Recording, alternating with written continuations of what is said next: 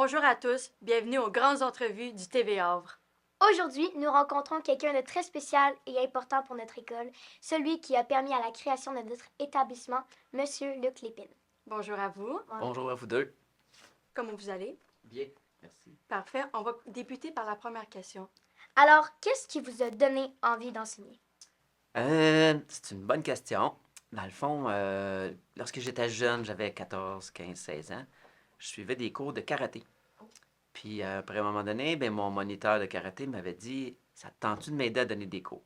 Fait que là, j'ai commencé à aider à donner des cours de karaté. Et j'ai fait ça pendant plusieurs mois. Puis à un moment donné, ben, mon moniteur, mon instructeur m'a dit, Luc, je pourrais pas être là samedi matin, donc est-ce que ça te dérange de venir ouvrir l'école de karaté et donner les cours tout seul? Fait que finalement, j'avais commencé comme ça. Donc, j'ai donné des cours de karaté à l'âge de 16 ans. J'ouvrais l'école, c'est moi qui donnais les cours. C'était pour des enfants là, de à peu près de 5 ans à 10 ans environ. Fait que c'est de même que ça a commencé, je pense, le goût d'enseigner. Ah wow, c'est une belle passion, Un bon karaté. début. Wow. Et dans quelle matière avez-vous commencé à enseigner? Univers social, donc géographie, histoire.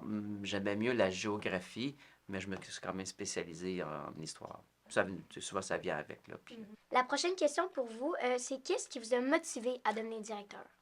Directeur, Ouais. je vais vous essayer de vous expliquer ça simplement. Là. Quand j'ai fait mon bac en enseignement de la géographie et de l'histoire, je savais déjà ce que je voulais faire plus tard. Je voulais être enseignant pendant 10-12 ans, puis je voulais être directeur par la suite. Fait que, en finissant mon bac, je savais exactement ce que j'allais faire.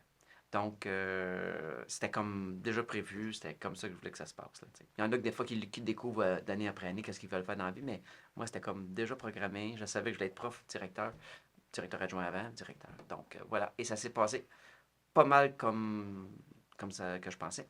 La seule chose que je peux ajouter, c'est que il y a 5 ans, 6 ans, il y a 6 ans, le centre scolaire a ouvert plein de nouvelles écoles, dont celle-là qu'on a commencé à construire.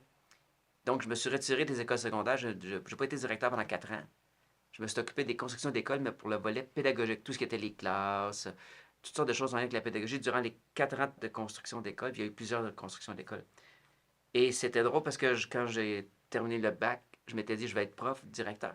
Mais je voulais faire d'autres choses aussi. Puis indirectement, tu vois, ça, c'en est une qui n'était pas prévue. Puis pendant 4 ans, j'ai travaillé dans les constructions d'écoles. Je trouve ça super cool. Ouais, c'était le fun. Puis finalement, quand j'ai vu l'école ici, sur papier, je tombe en amour avec. Fait que là, je suis resté ici. Quel est le moment le plus mémorable de votre carrière? Ben, il y en a plusieurs, mais je te dirais qu'il y a 2 moments vraiment plus mémorables que les autres. Un, c'est lorsqu'on a fermé une école secondaire.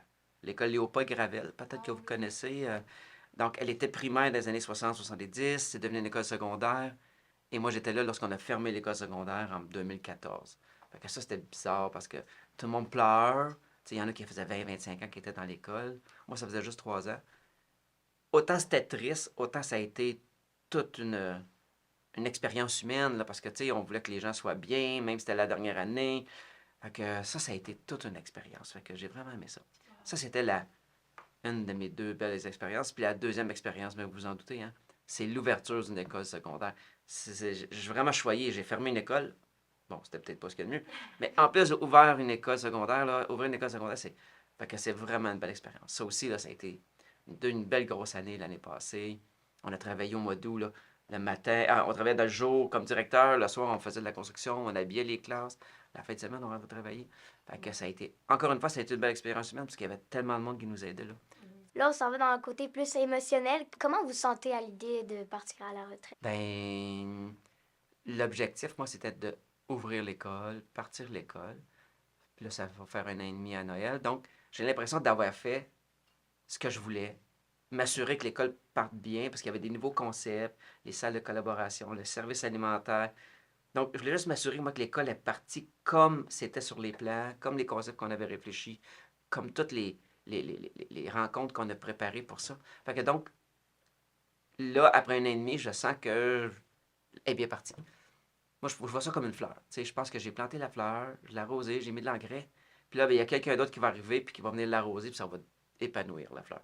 Je pense que ça va prendre quelqu'un d'autre pour faire grandir la fleur. Drôle d'image, hein? Ouais. C'est Mais c'est- comprenable. c'est Mais on bien dirait que, expliqué, là. moi, on dirait que je suis bon pour planter les fleurs. Après ça prend quelqu'un qui arrose puis qui fait le reste. Tu sais. Quels sont vos espoirs pour l'avenir et l'évolution de notre école?